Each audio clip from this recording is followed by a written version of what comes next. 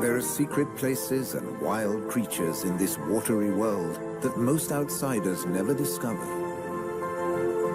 In the skies above, on the beaches, and in the canals are the true Venetians that live in every hidden corner of the city and the lagoon. Wild Venice is their home.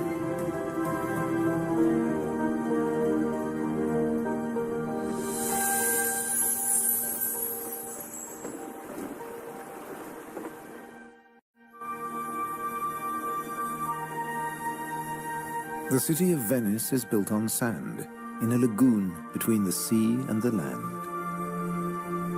First formed from river sediments, man has since created an ecosystem as fragile as Murano glass. Covering 550 square kilometers, it's one of the largest wetlands in the Mediterranean. Flamingos arrived at these Venetian waters quite recently. They crisscross the Mediterranean from North Africa to France's Camargue, to Sardinia, Tuscany, and now Venice.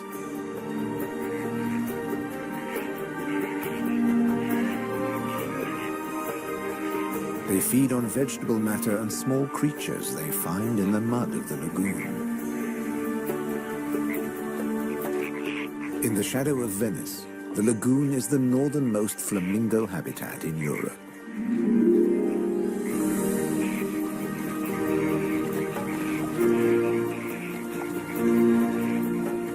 They're here now, but in a few weeks, many will move off again to find richer pickings.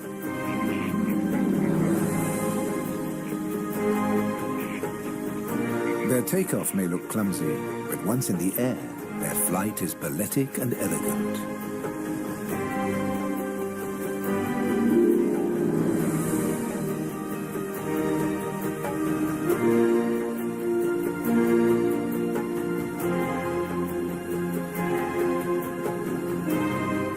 And before too long, they'll return to the safety of this lagoon, tucked between the sea, the city, and the Alps. The distant peaks helped form the lagoon. The mountain streams washed their rocky sediment towards the sea to make this habitat.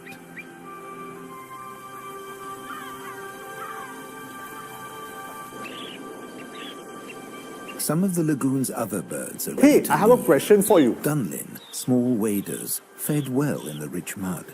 They rest on the wooden piles that support the whole of Venice.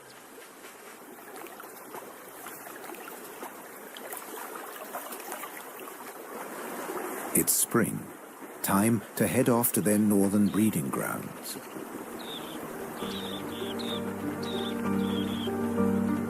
But the cormorants won't be lonely this summer. As the Dunlin fly away, other birds are flocking in. A bird's eye view reveals the full beauty of the lagoon. A labyrinth of uninhabited islands, intertwined canals, and swampy sandbanks.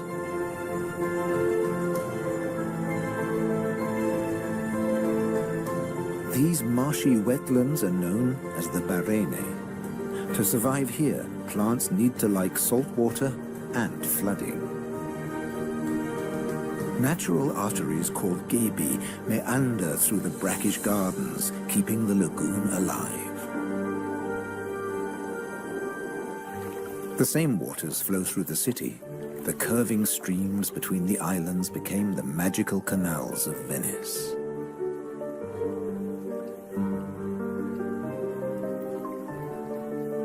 This is the city of bridges.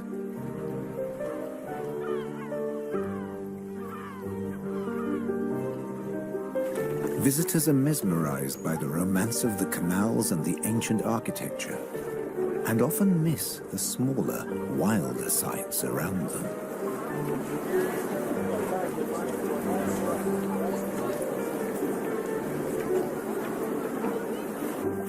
These mussels are true Venetian natives. And now, in spring, they're breeding. The males spawn into the water, and each female produces up to 10 million eggs. Most of the larvae are eaten by other inhabitants of the canals, but up to 10,000 young shellfish will survive.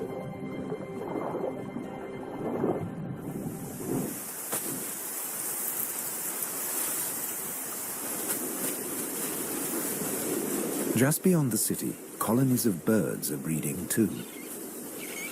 But a hazard of urban nesting is constant disturbance.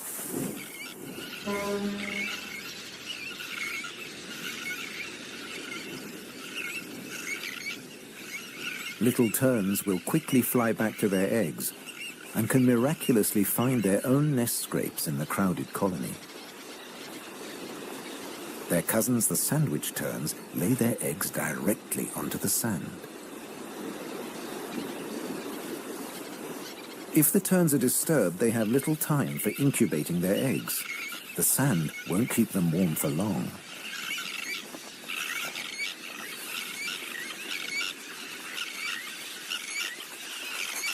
And left out in the open, they could be an easy target for predators.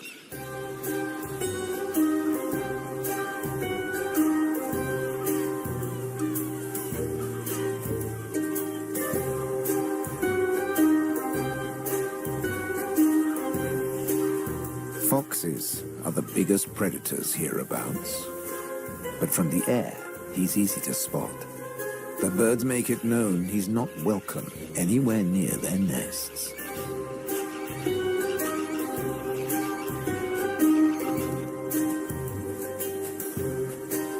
Foxes would rather not get their feet wet. Hunting in these swampy areas is a frustrating business.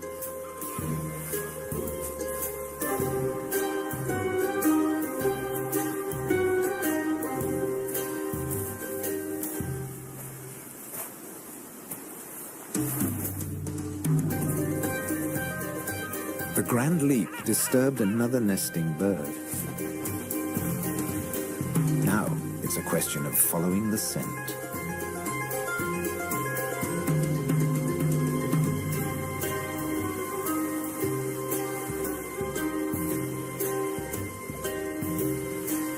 A welcome snack.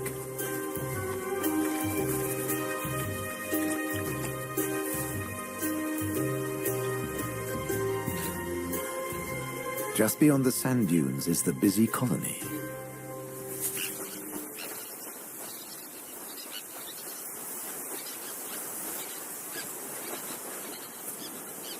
In this mixed neighborhood, a pied avocet is brooding next to the sandwich terns.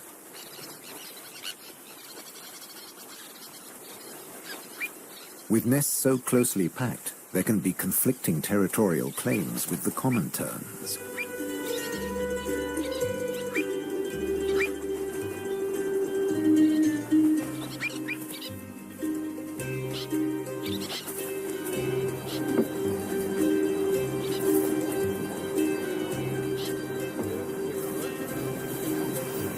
But the avocet stands his ground.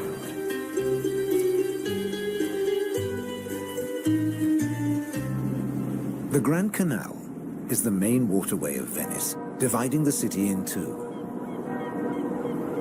It follows the course of the ancient river Brenta that runs from the Alps all the way into the lagoon. It offers a journey through architectural history, starting in the 13th century.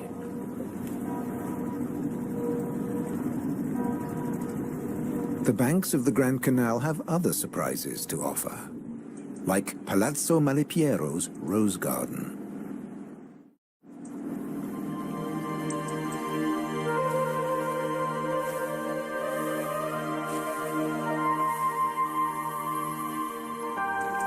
Nestled between the buildings is a hidden paradise.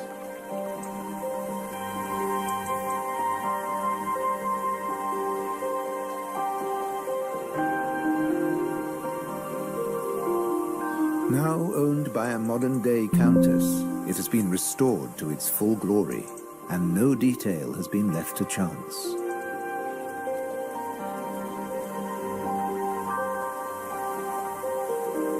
With the luxury of space in a city whose every square centimeter is exploited for maximum profit, it's also a sanctuary for many small animals.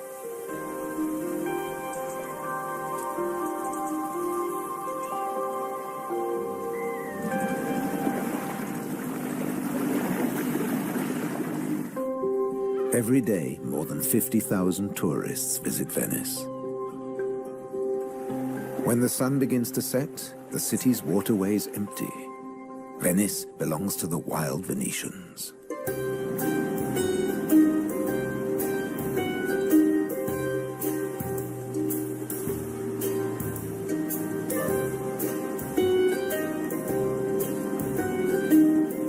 Rats prefer to search for food in the cool night air.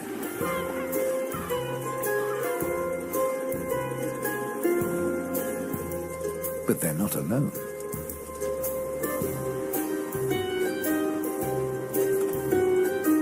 Pine martins are hungry too, and rats are on their menu. Pine martins are welcome in the city as they're natural rat catchers.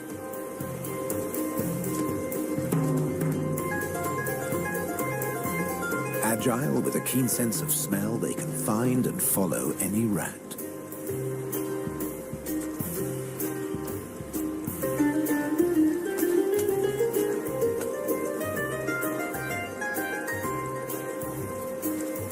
But they're endangered too. Since the rat population boomed, ironically, many martins have been killed by rat poison.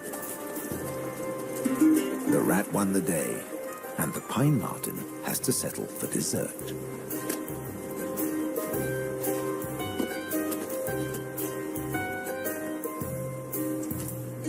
Not such a sacrifice, as pine martens are omnivores. Both meat and veg are on their menu. And sometimes the vegetarian meal is an easier option.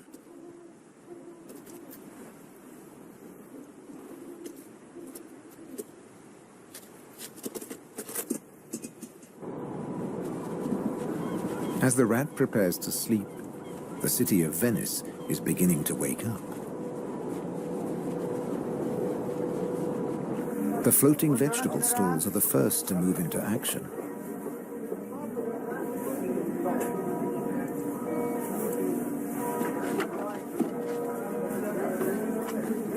Soon these silent waterways will become busy highways again. In the 18th century, over 8,000 gondolas navigated the Venice canals. Now, there are only about 400 left. Life in Venice may be moving with the times. But one thing never changes.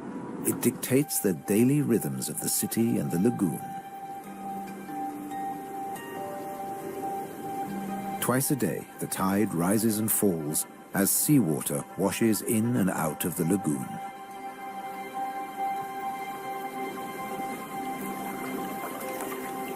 The water level changes by up to 60 centimeters. Smooth lakes disappear into swampy wetlands, only to return hours later.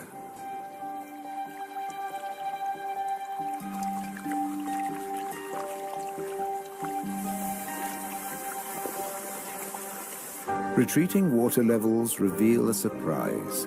Strange islands that look like complicated water mazes. In fact, they're fisheries at the edge of the lagoon, known as the Valle da Pesca.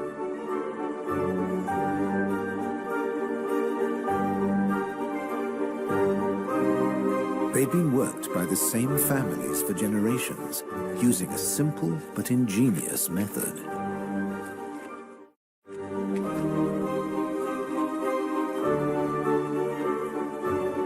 Nets are lowered into the locks that span the water channels.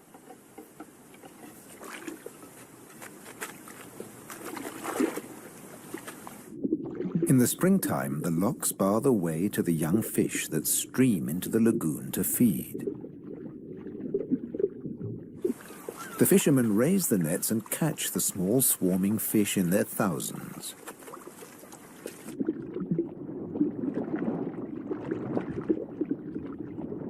It's easy to scoop them out, but these fish are not for eating.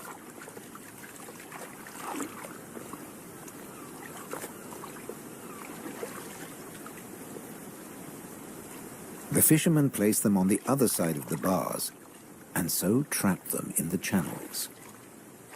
Here, the spring fish are held under perfect conditions until they grow big enough to harvest.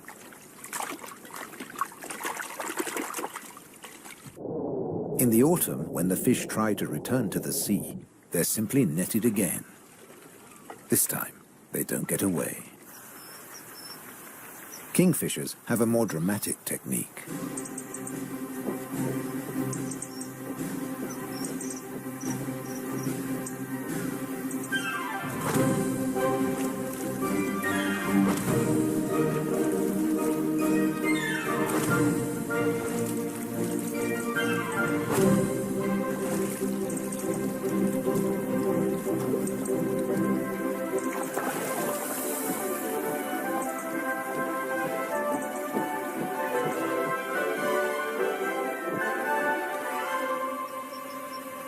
They catch up to 20 fish a day, but need even more if they have nests with hungry growing chicks.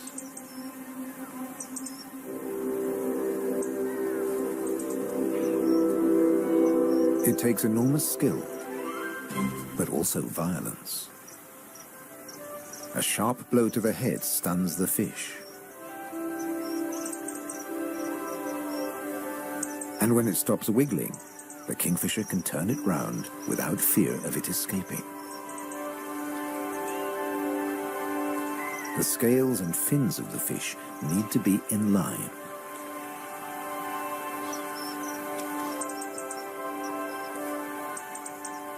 Now it's ready to swallow.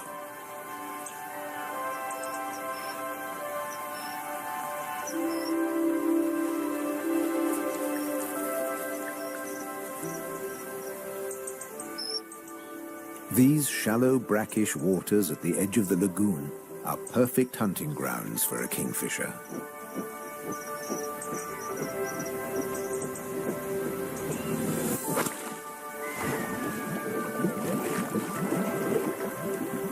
But not every dive is successful. They'll snatch the odd insect in the air, but 95% of the kingfisher's catch must be made underwater. The cormorant has an easier life, as does the little egret. And some don't even get their feathers wet while hunting. There are plenty of fish in the lagoon, but they're not only found in the wetlands. These waters flow through the city too. And there are fish to be caught in the canals. Beneath the bustling jetties of the famous vaporettos or water taxis, wildlife flourishes. Even here, the little egret can fish where the water is deeper and turbulent. It's not easy to keep an eye on a moving target from a moving base.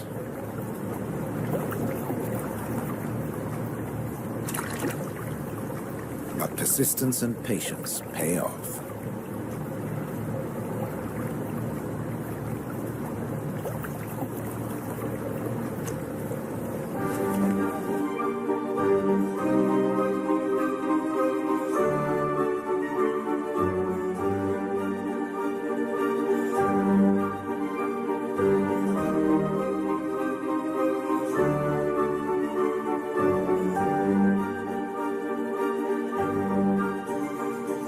Three narrow inlets connect the lagoon to the sea.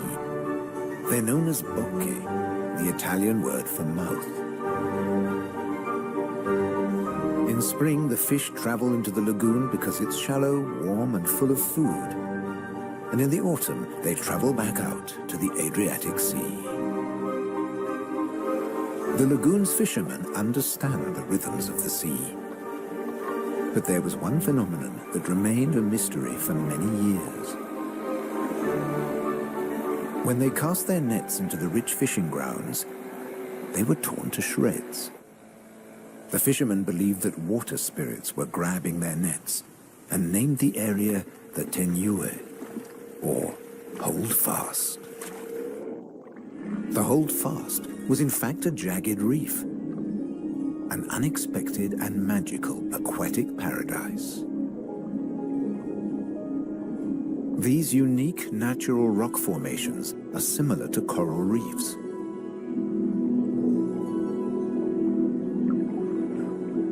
They're home to all kinds of remarkable creatures. Serpent stars, or marine annelids.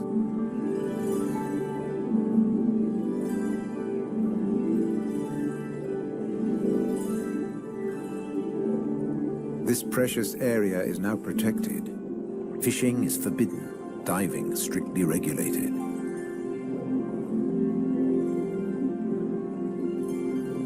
Even harvesting a shellfish delicacy like these canestrelli is banned.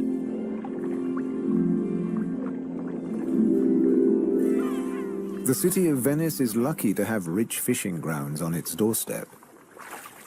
The catch is seasonal, and in spring the fish are small.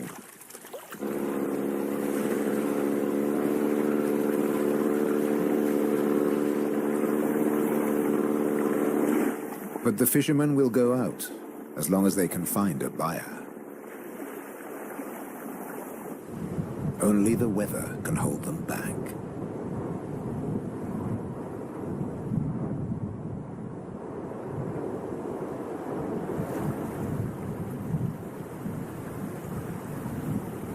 City and wetlands are both at the mercy of the elements. A storm is heading towards the lagoon.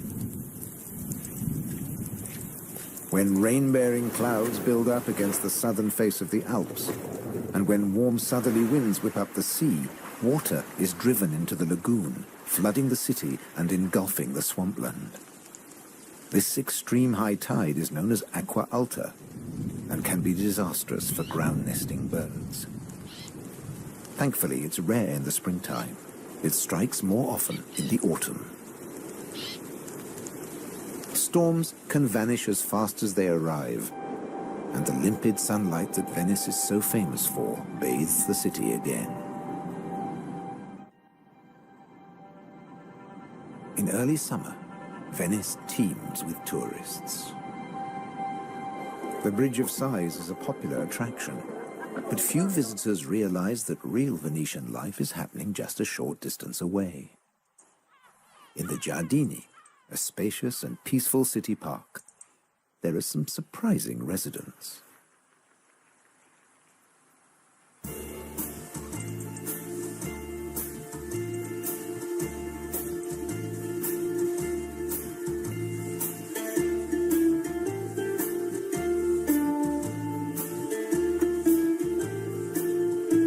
This prehistoric-looking creature is an amorous green toad looking for a mate.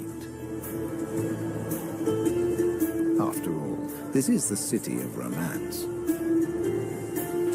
But for a toad, finding a partner in a city isn't always easy.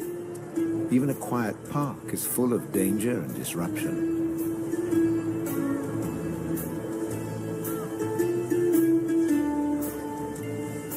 On the plus side, few of the park's visitors notice the presence of the toad, as it blends in so well with its surroundings.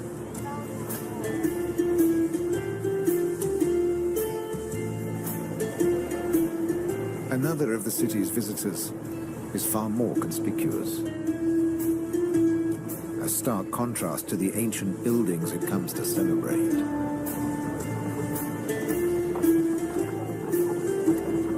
And a danger to the fragile city.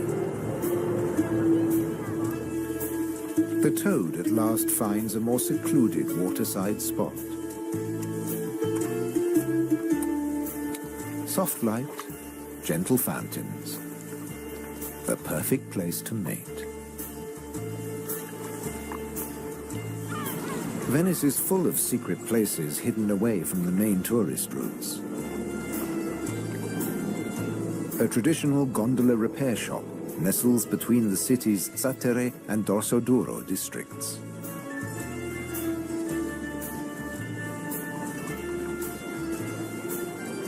Craftsmen repair the boats in the peace of the backwaters. The tranquility also attracts some exotic-looking animals.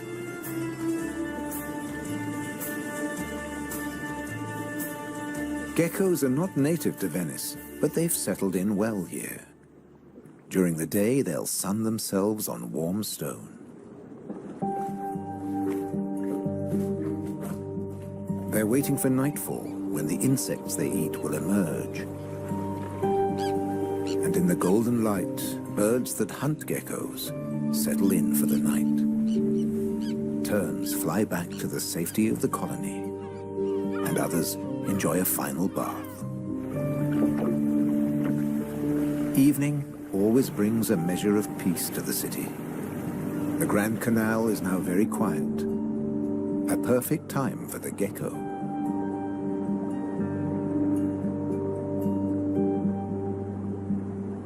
Geckos have evolved specially adapted feet that make them excellent climbers.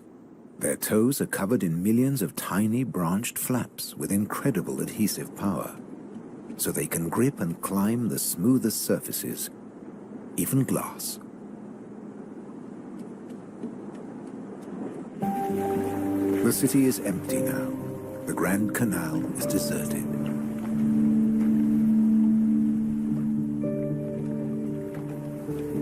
The evening's activity has passed to Venice's bars and restaurants.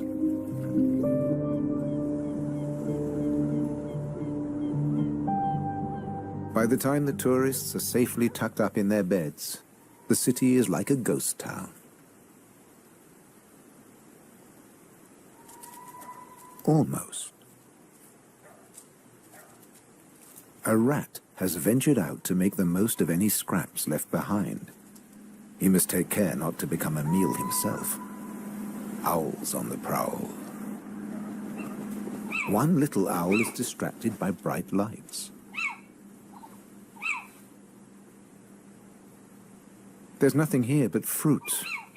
No good for the owl.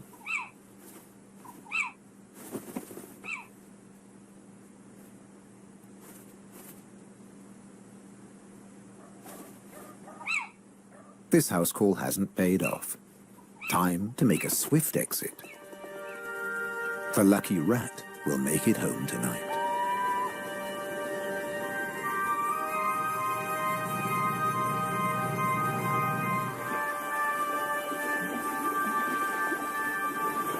Cormorants bask in the morning sun.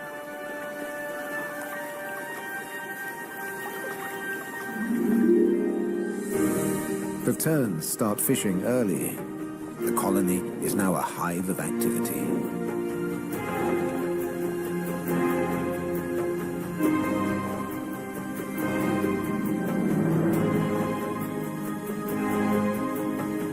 The first chicks have hatched. Exhausted from the effort of breaking out of the egg.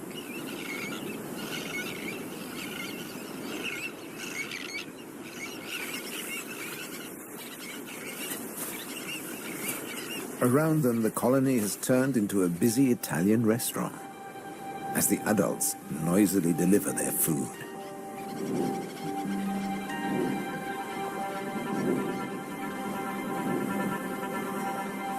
The chicks blend in well with the sand.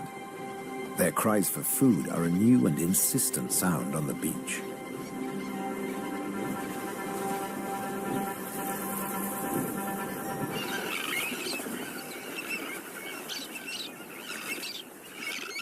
Their calls are echoed by the adults, who do nothing else but feed these demanding youngsters.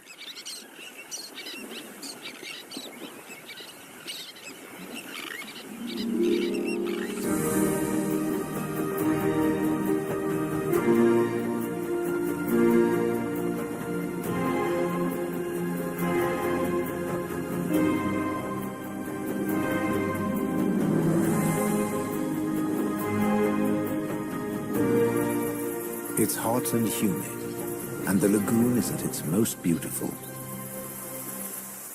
The hot summer months are the quietest for the fishermen. They take advantage of this time to mend their nets. They work and even sleep here, with spectacular views of the surrounding wildlife.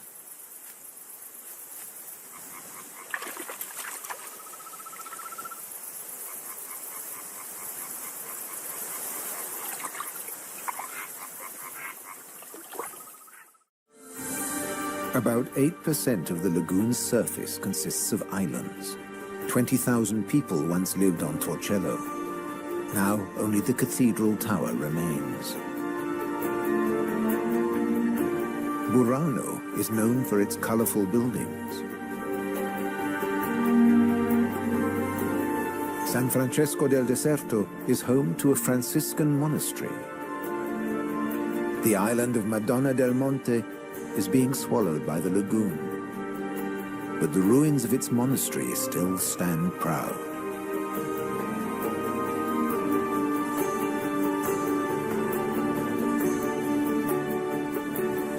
Enchanted places like this are an ideal refuge for wild animals.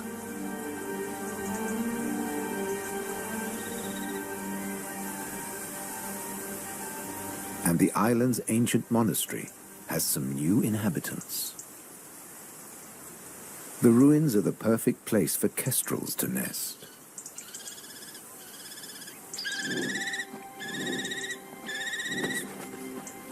The hungry chicks are nearly as big as the adults and almost ready to fledge. Feeding this brood is a full-time job for both parents.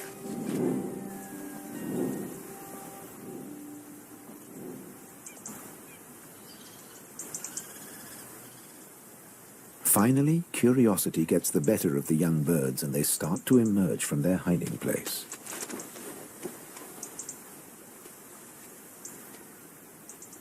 The first nervous explorer is soon followed by a sibling. They wait cautiously on a ledge, while one of the adults watches from afar.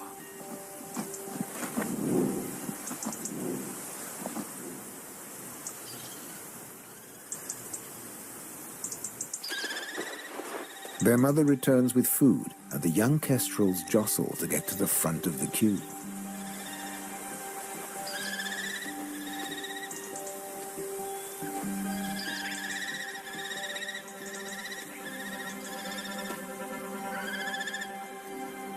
The keenest and the loudest chick is fed first.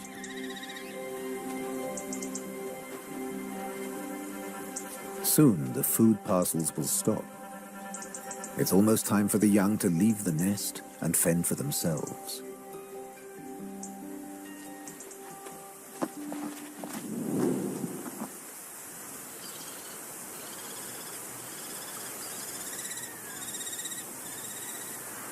Not all of the lagoon is quite so peaceful. Venice's Lido, with its luxury hotels, is where the human bathers gather.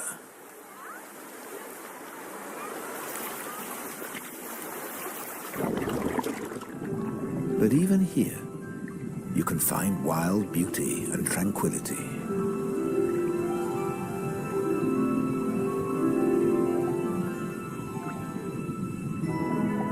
In the Tenue, Venice's reef, one of nature's most delightful performances is in full swing. The squid's mating dance. The pair move together like synchronized swimmers as waves of rainbow colors pulse along their bodies.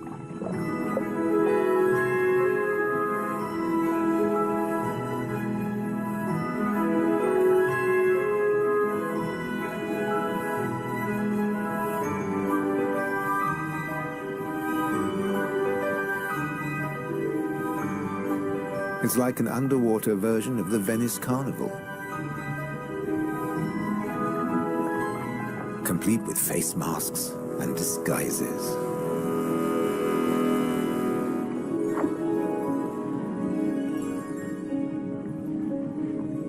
Decorator crabs change their shape by attaching sponges and algae to their bodies.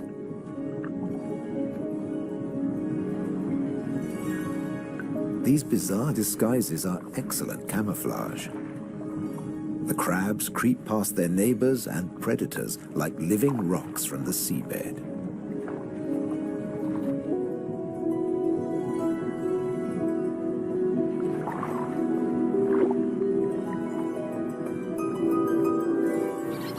The tern colony just beyond the city is flourishing.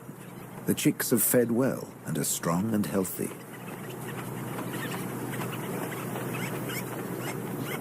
The young birds are gathered in a creche, with 1 or 2 adults looking after them all.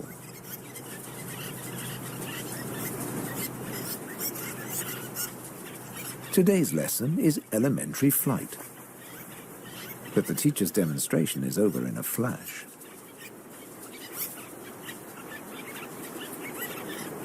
The young birds flap their wings to exercise their growing flight muscles, but they're not ready to take to the air yet.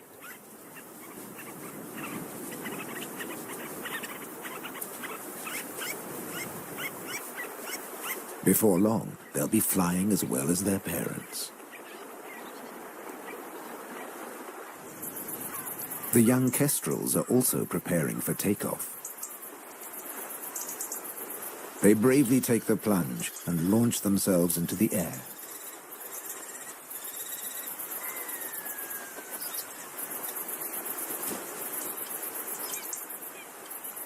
Dropping from a height makes their first flights easier.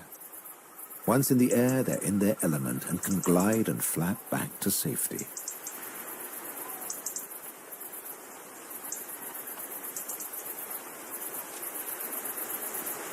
These first flights mark the end of their parental care. Now they have to find their own territory.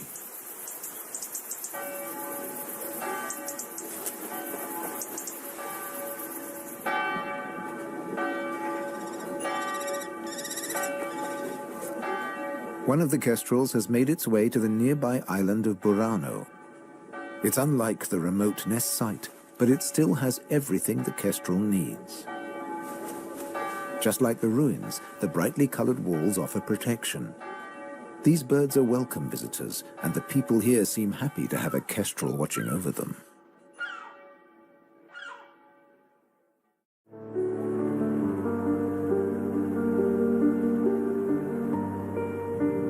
Autumn has arrived, and the wetlands once again change color. A plant called glasswort is responsible for this blush of pink. It flourishes in the swampy salt marshes.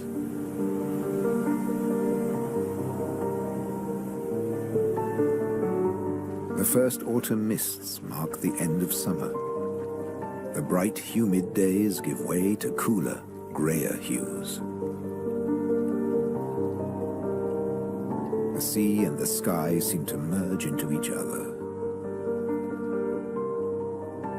Now in September, the sea is generally calm. But from the autumn equinox, there are high tides. And sometimes, Venice floods. For now, the water is still and shimmers like liquid mercury.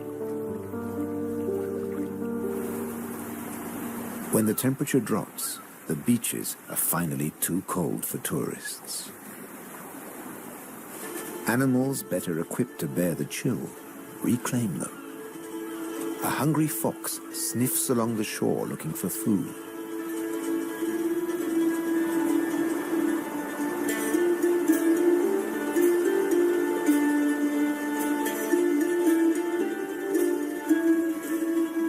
The fox has an excellent sense of smell and can see well in the twilight.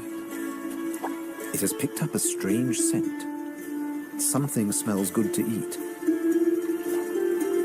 But quite where this food is hidden is a mystery.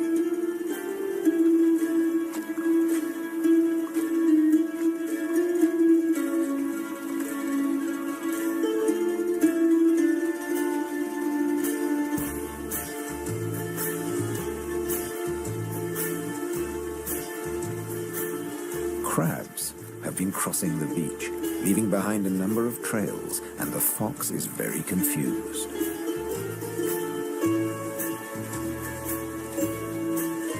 Finally, it follows its nose and comes face to face with a crab.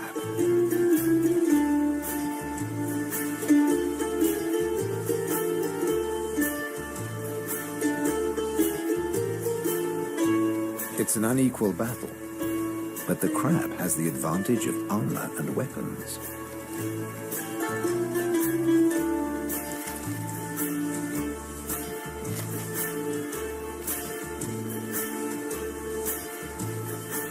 This meal is more trouble than it's worth.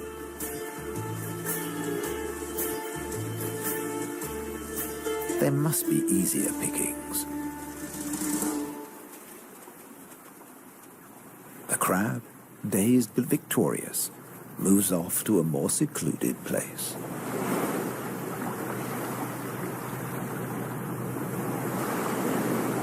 More crabs congregate on the shoreline looking out to sea. But just across the water, the residents of Venice are having a less comfortable time. The waters of the lagoon are creeping into the city.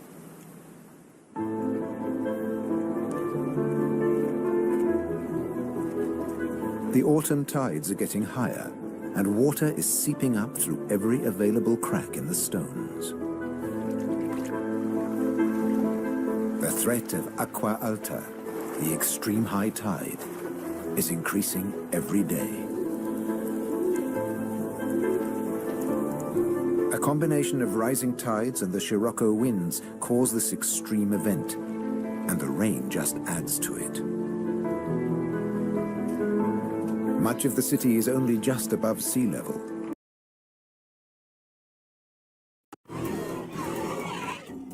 "30 million years ago, a monster roamed the landscape. Well, we're talking about one of the most ferocious animals that probably ever walked the earth. This was the biggest beast to live in North America since the dinosaurs. Look at the size of that skull. Look at all those teeth in there. There is no animal like this anywhere. See, if this thing's biting over the front. But this creature's true character has baffled the world's best paleontologists. It might look like a pig, but it's more vicious than a grizzly bear. One thing is for sure, this beast was so frightening, some call it the pig from hell.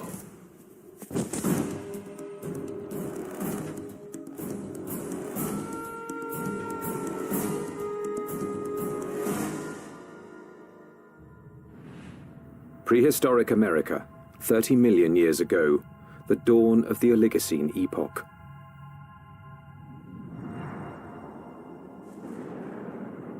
The Earth was cooling, and as temperatures dropped, the landscape began to change.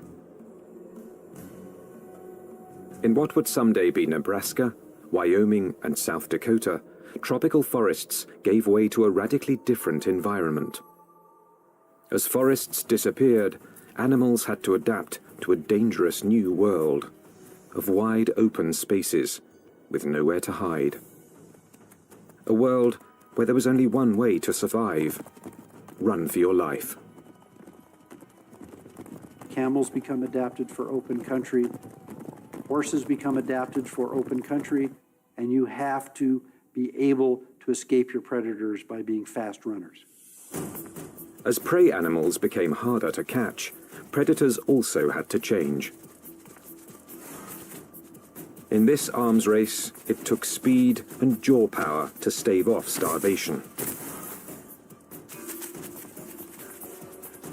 There were nimravids, cat-like creatures with saber teeth, which could kill with one quick bite.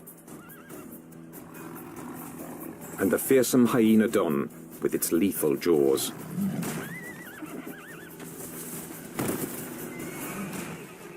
There was another animal stalking these deadly grasslands. Scientists call it the entelodont. More than a meter at the shoulder, Weighing in at 270 kilos, Entelodont was the Oligocene's #1 menace. Entelodonts, I mean, they were really bad-looking animals that only a mother could love. And if you were another animal on the landscape, and you saw one of these things, I think you'd go in the opposite direction. Paleontologists have always looked at the Entelodont's sheer power with reverence. But its behavior is one of evolution's most puzzling enigmas. Was it a pure hunter? Or did it use its battle tank body simply to protect itself from other predators? Between the biting and the chewing, you wanted to stay away from the business end of this animal. Just look at it. Look at the size of that skull. Look at this, all those teeth in there. There is no animal like this anywhere. Entelodont's name means perfect toothed. Its teeth were driven by a perfect system, which gave this creature a ferocious bite.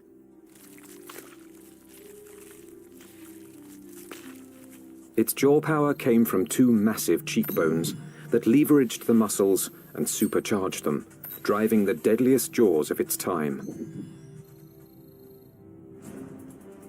Jaws that could open 90 degrees and could clamp down harder than a hippo's or a crocodile's. This beast was bioengineered to bite. But what it was eating and why remains a mystery. Entelodonts have no modern relatives, no modern close relatives. So it makes it a challenge for a paleontologist to figure out how they made their living. What would an animal with such an enormous flange on its face, such enormous teeth, be eating? What was it doing? Entelodont fossils first caught the attention of scientists in the 1850s. They decided it was a bear-like creature. But then grooves in the teeth suggested that entelodonts were digging for plant roots, meaning that they literally ate like pigs. Today, scientific analysis has confirmed that the entelodont's closest living relative is the pig. But while this creature has some pig-like features, scientists have struggled to place it in any one category. In many ways, they're analogous to pigs, but they're also analogous to bears. They're also analogous to hyenas. Nobody's thought about these animals before. And there's no animal alive today that is a direct comparison to entelodonts. The lifestyle of entelodonts has provided paleontologists with difficult questions. A new generation of scientists is looking at the entelodont to determine why this plant-eating animal had teeth like a carnivore. Entelodont jaws held 4 different kinds of teeth: canines, incisors, premolars, and molars at the back. The back molars were ideal for grinding vegetation, but it's hard to imagine that the entelodonts would have needed such lethal canines and incisors just to grab plants. Then, in 1993, a discovery suggested that entelodonts were chewing on much more than plant roots. We've got a set of vertebrae here. You can see the neural spines are evident. For over 15 years, this quarry site in the Badlands of South Dakota provided paleontologists with a multitude of fossils from the animals that shared Entelodont's world. There it is. First time out in 33 million years, huh? 30 million years ago, this place was a watering hole crowded with rhinos, camels, and early horses.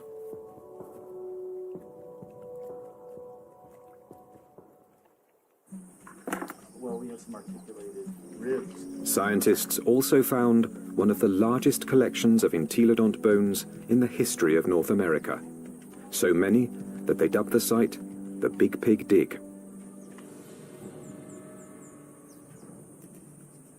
Fossil hunters also found the prehistoric equivalent of fingerprints, entelodont teeth marks, all over the bones of the biggest and fastest animals of its time. Well, these represent bite scars along the dorsal margin of this rhinoceros skull. Well, what could make these marks? If we take an entelodont skull, we see that the premolars are widely spaced apart. So when we lay that over the top here, lo and behold, they're matching up quite well, suggesting that this animal is at least a likely candidate for biting through the top of the skull of this rhinoceros. The dig presented key evidence that entelodonts didn't just eat plants, suggesting that they were less like modern pigs and more like fearsome prehistoric predators.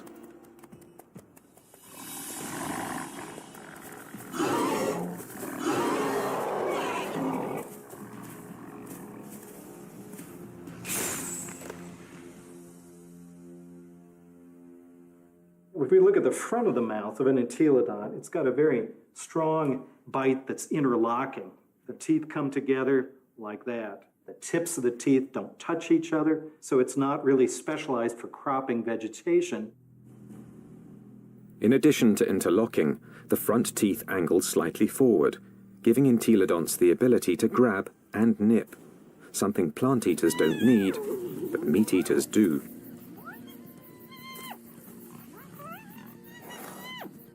The incisors in the canines have been perfectly capable of tearing a bite out of a carcass.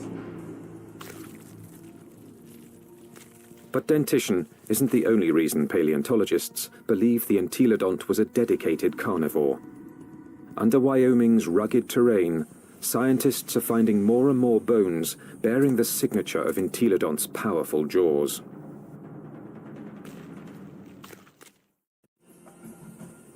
Across the Great Plains of North America, scientists are investigating a prehistoric pig. Entelodont has the teeth and jaws of a fierce predator, but its long, thin legs and cloven hooves suggest it might not be a very good hunter, because it couldn't use them to grab prey.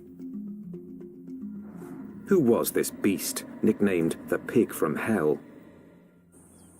One veteran fossil hunter believes he's found the answer.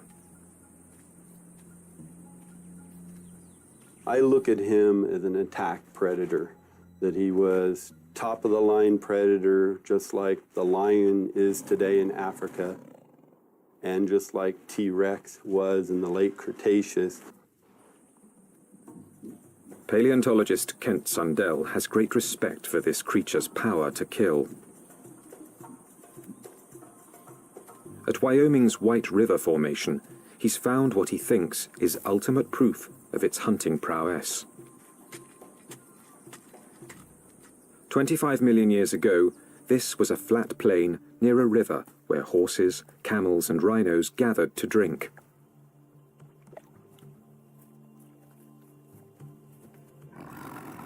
Fierce carnivores, such as hyenodons and saber-toothed cats, were also drawn here. It was the perfect spot to ambush and kill the unwary prey animals. In 1998, Dr. Sundell found the mangled skeletons of 7 miniature camels jumbled together. All the bones had been gnawed, and 6 were missing their hind quarters. In theory, they could have been the victims of several predators, like the hyenodon or early saber-toothed cats. But when Dr. Sundell matched up the teeth from White River's meat-eaters with the bite marks on the camel's bones, only one fitted.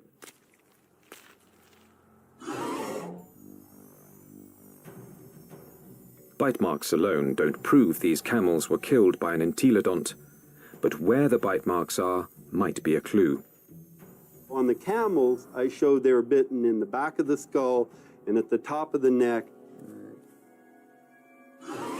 He gets next to that prey and he tries to get a puncture wound through the cranium. Dr. Sundell believes this is the mark of a true predator, which kills before it eats. And hundreds of miles away, in Ohio, there's more evidence that entelodonts could have hunted. Evidence from a scientific journey no one's ever taken before. Inside an entelodont's 30-million-year-old head.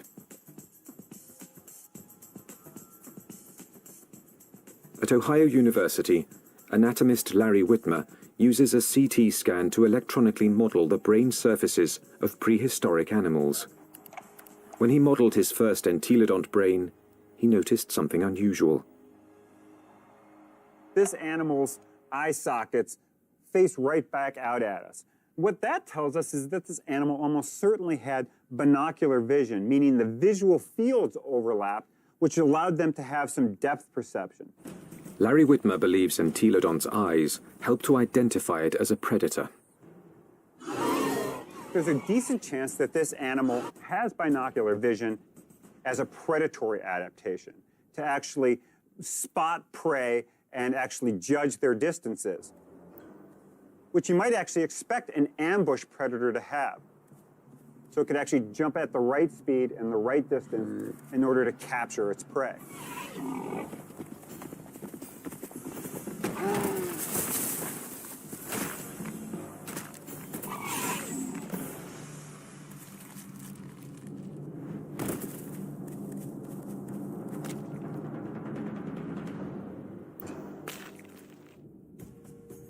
But entelodont's bizarre bioengineering doesn't inspire confidence that it could run and jump. Its body bones are light compared with its massive skull. But in fact, entelodonts easily carried their enormous heads, without tipping over, using powerful packs of muscle bulging from the top of the spine to the legs, and from the back of the head to the tail. The animal's head was cantilevered out in front of its body with these ligaments that ran from these spines down to the skull. It had full muscle all along either side here, and it had muscles coming from the sternum up to the jaw down here. Massive muscles carried its oversized head. But to bring down a camel, it would also have to run fast. And that's when the entelodont's agile, lightweight body may have paid off. There's just one problem. When a predator catches its prey, it relies on its claws to grab it and bring it down.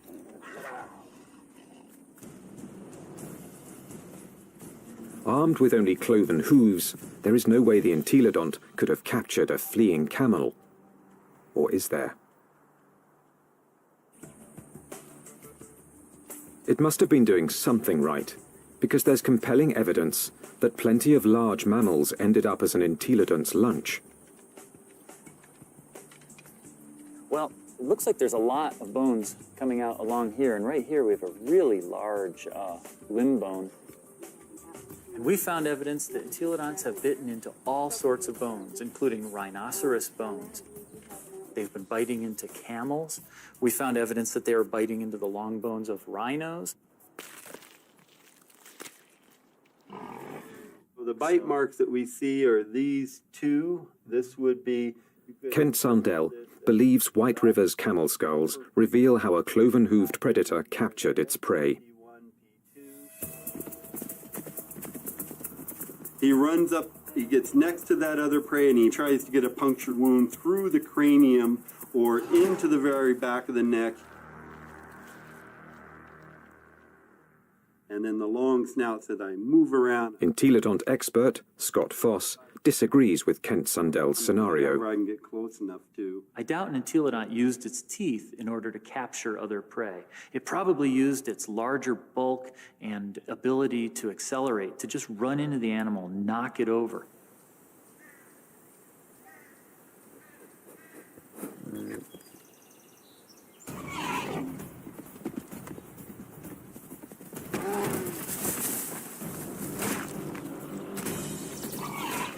Once I had that animal knocked over, then the teeth can go into business, then the jaw goes into business, and it could crush whatever it went into. And it probably bit the animal right there in the head. Entelodont had all the tools necessary to kill prey animals. But there is more to the job of hunting than just the kill. A top-flight predator must have the ability to find and ambush its quarry. To understand this part of the process, science needs a fossilized window into an entelodont's world. What would we see if we could follow in an entelodont's 30-million-year-old footsteps? At a fossil site in Nebraska, that's exactly what scientists have done. And these footsteps have led them on the trail of the creature's hunt for food.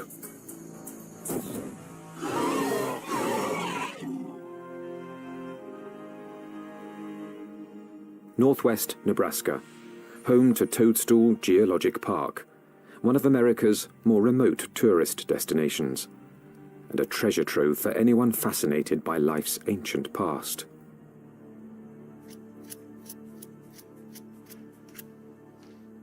Okay, here's our heel pad. Toe, center hoof, which bears most of the weight, the middle toe. So that makes this a very nice rhinoceros print. 30 million years ago, these solid rocks were muddy stream banks, where migrating animals left their footprints, still preserved in Toadstool's rocks. Well, once we get it clean, it's a very nice rhino. Weigh in anywhere around 500, 600, 700 pounds.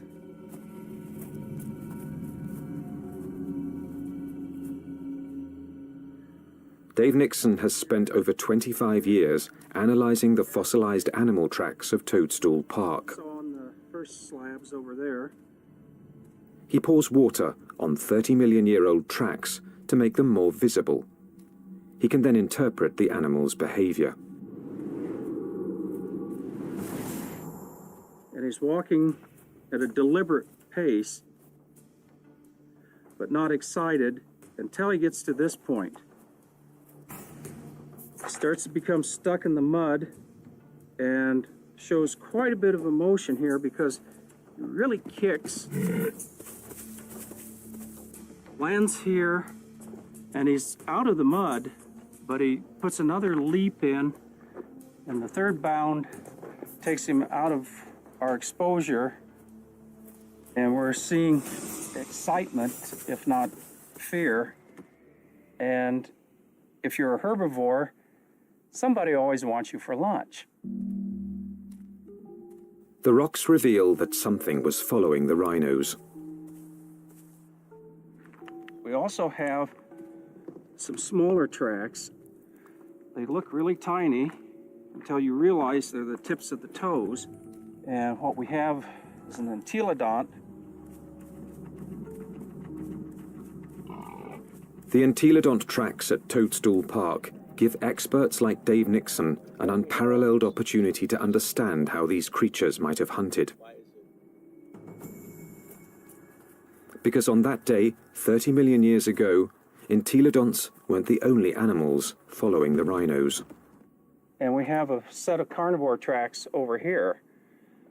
These are smaller, and there are some claw marks on the inside. And we have another set right here. That carnivore may have been a hyenodon. 30 million years ago, hyenodon was one of the top carnivores in North America. Its powerful jaws could pin down any prey animal. Then its razor-like teeth would finish the kill. But it also had the patience to track the prey over long distances. The carnivores are following the herd animals who go through first and fairly close. They'd be relatively on the heels of the group.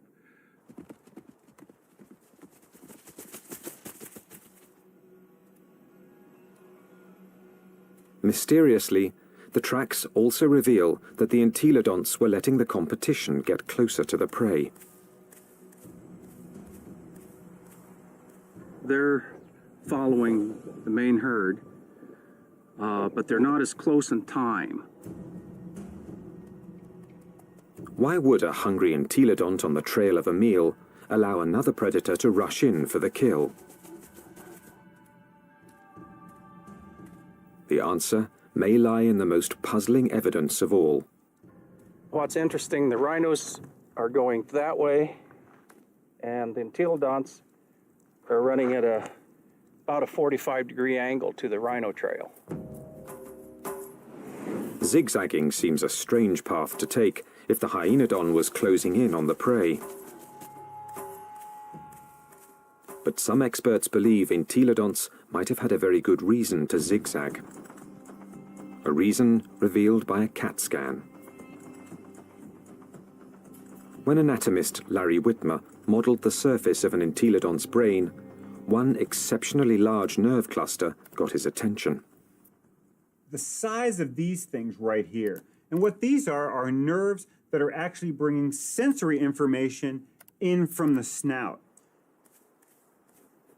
This was no bloodhound, but it still had a very respectable sense of smell. And this smelling apparatus here certainly would have been well adapted to pick up the smell of a carcass. And that could explain why the toadstool park entelodont zigzagged while following the rhinos and hyenodon.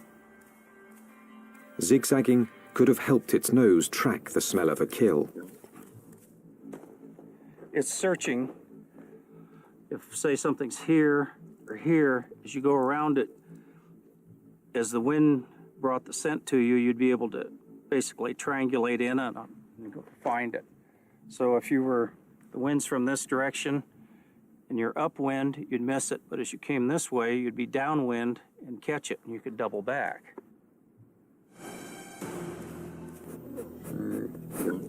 It puts its nose up in the wind, it catches the scent, and then it's going to start zigzagging along, walking from one side of the riverbank to the other till it picks up a smell, and then it'll start zeroing in on it. And by moving from side to side, it's able to pick up changes in that smell and zero in which direction it wants to go. How do we know this behavior? Because animals with good smell do that today. Modern predator behavior could provide crucial clues as to how the entelodont lived. There's no doubt that this 30-million-year-old battle tank was built to kill, but it may have let others do the killing and then moved in to take possession. One of the strategies we often see that takes place is where one animal will chase another one off of a carcass. We see this at Yellowstone National Park, where wolves will bring down an elk and a grizzly bear will chase off the wolves because it's bigger, it's nastier. This might have happened to the hyenodon at Toadstool Park.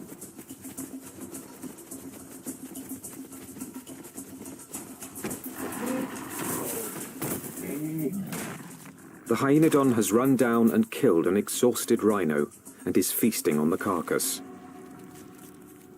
until the pig crashes the party. The razor-jawed beast goes from fearsome predator to underdog. The hyenodon might get in a few blows, but the entelodont's bulk would overpower its rival.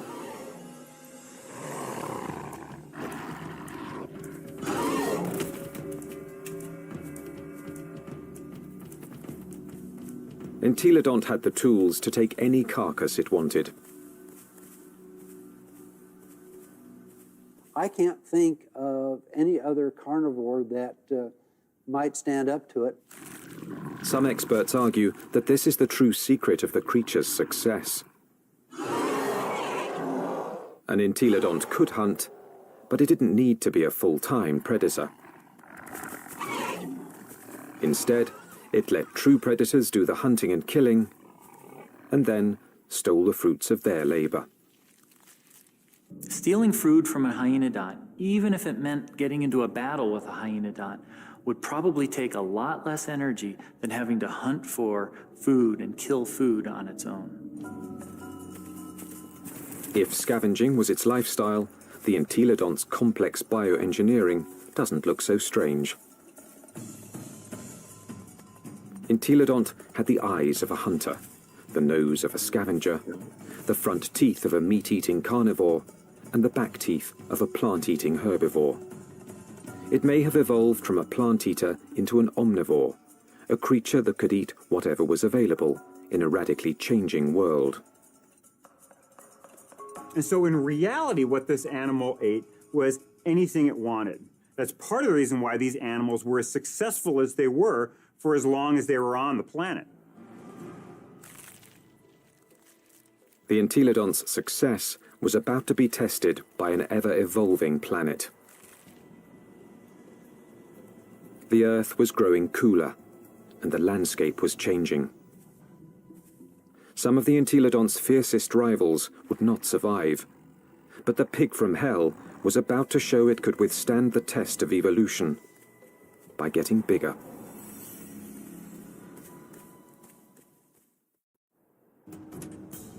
"25 million years ago, entelodont reigned supreme. It roamed the North American Badlands, eating everything, fearing nothing, taking any food it wanted." Well, we're talking about the biggest, meanest animal that ever walked the Badlands, and was one of the most ferocious animals that probably ever walked the earth. Nothing could stop the entelodont from dominating their world for millions of years to come. Nothing, that is, except planet Earth. 25 million years ago, the time known as the Miocene began. The Earth grew even colder, and once again, North America began to change. The trend towards drying, a more arid environment continued, and you see woodlands become less frequent, become more scattered, spotty, confined along rivers. So you're talking about an open grassland environment very similar to what we think of the Great Plains today. The fossil record reveals that as plant foods grew more scarce, mass extinctions began. Survival depended on traveling long distances to find something to eat. One of the selective factors that we see going on is animals becoming larger because it enables them to cover larger distances to find the food resources that they need to survive. And that meant that predators were confronted by a life or death problem. Now, the animals they hunted were bigger, faster, and much harder to kill. It's like an arms race. If the prey become much larger, they become too big for carnivores to handle, and so the carnivores have to get larger in order to be able to feed on these larger prey items. Some predators, such as hyenodon, couldn't meet the challenge. After 10 million years as North America's apex hunter, it disappeared from the fossil record, and that put entelodont's survival on the line.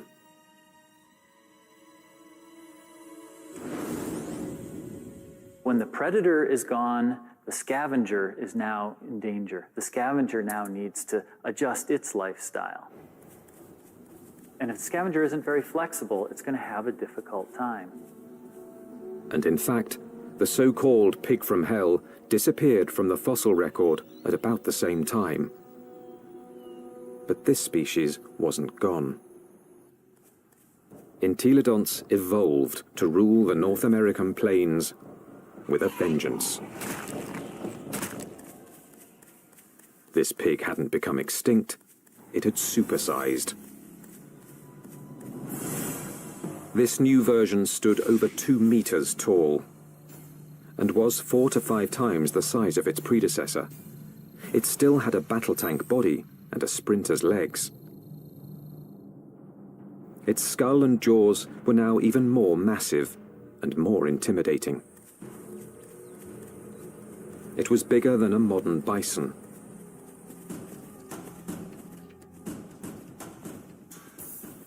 The experts call it Dinohyus, a name meaning terrible hog. Terrible enough to earn a nickname of its own, the Terminator pig. Dinohyus. This is the monster of monsters. This is the beast of beasts. The skull alone is almost 1 meter long. This thing could bite through anything. The canines are this big around. They're just an enormous animal. And what is it doing?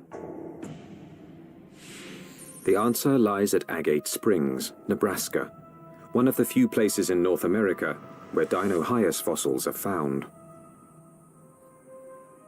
24 million years ago, this place was a watering hole, an oasis in the arid sea of grass.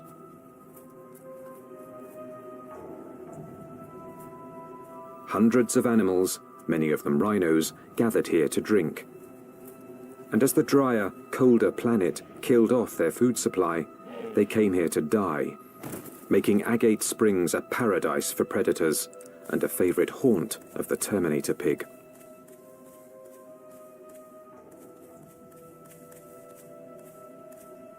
This thing was eating the big animals.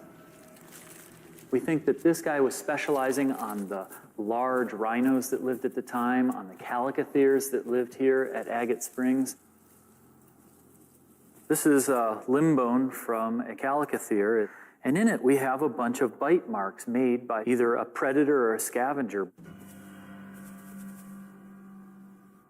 The entelodont premolar, one of the teeth you find just behind the canine, appears to match these holes very well. When its crushing jaws bit into some of the Miocene's biggest mammals, Dinohyus was chewing on more than meat.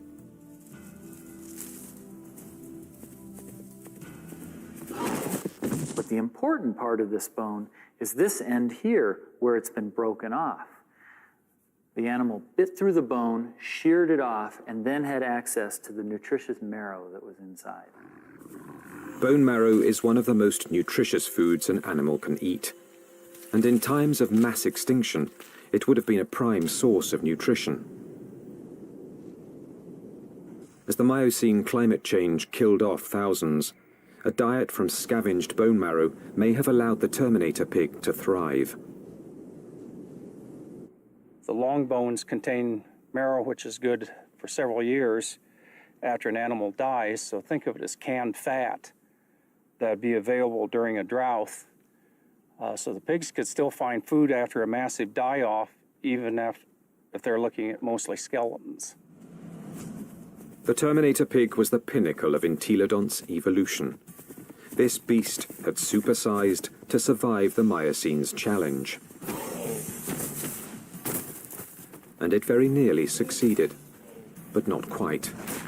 Because in this new world, survival would ultimately depend on a skill set even the Terminator pig didn't possess. 20 million years ago, a new monster predator arrived in North America. The bear dog.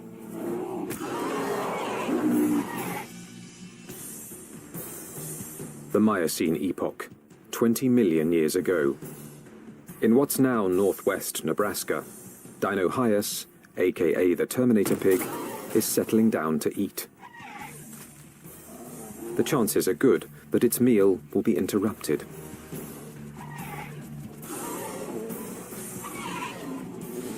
With its huge size, it could handle just about any threat to its dinner.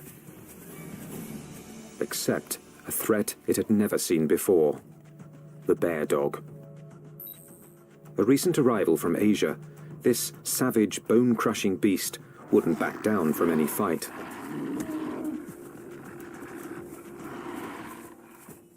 The bear dog migrated from its homeland in China and Mongolia across the Bering Strait to North America about 23 million years ago.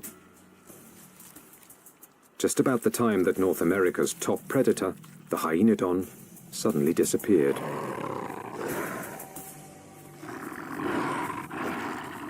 Scientists suspect that it wasn't a coincidence.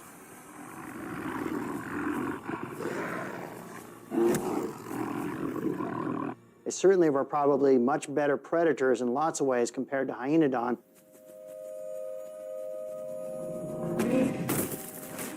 And so it's a reasonable expectation that they probably drove the last of hyenodon to extinction in North America. With hyenodons gone from North America, the bear dogs faced off with their only remaining competition, the Terminator pig. Dinohyus relied on its massive size and killing jaws, two advantages its ancestors had once deployed against hyenodon.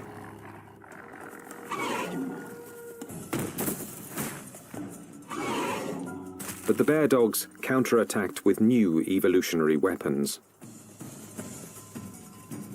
Its first weapon was speed. With its heavily muscled, top-heavy body, Dinohyus could be a fast runner in short bursts. But on the vast, open plains, the bear dog's bioengineering was perfectly suited for long-distance pursuit of prey that was becoming much harder to catch. So when you look at the skeleton of this animal, it's a much more sophisticated, much faster running animal. We see longer legs in the horses, longer legs in the camels. So if it came to running down prey items, this animal would have had an advantage. Its next weapon was its teeth. Entelodonts ate well because their jaws and teeth could tear flesh and crush bone to extract its highly nutritious marrow. But bear dogs could do these things just as well. In fact, even better.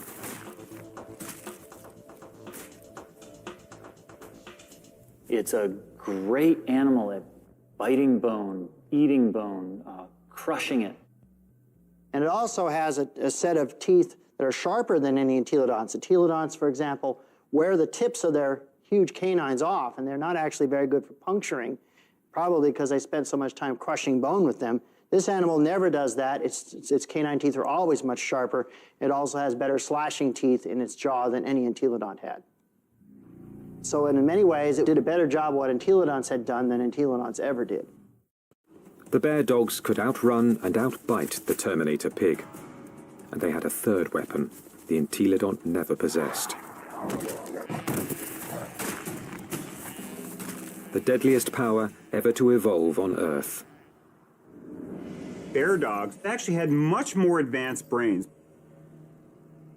Brains that were much more like what we see with modern animals. So where these entelodonts had relatively archaic, simple, smooth brains, these bear dogs actually had a much more expanded neocortex that was more highly folded. These were more sophisticated animals. Instead of developing brain power, entelodonts had responded to the Miocene challenge by supersizing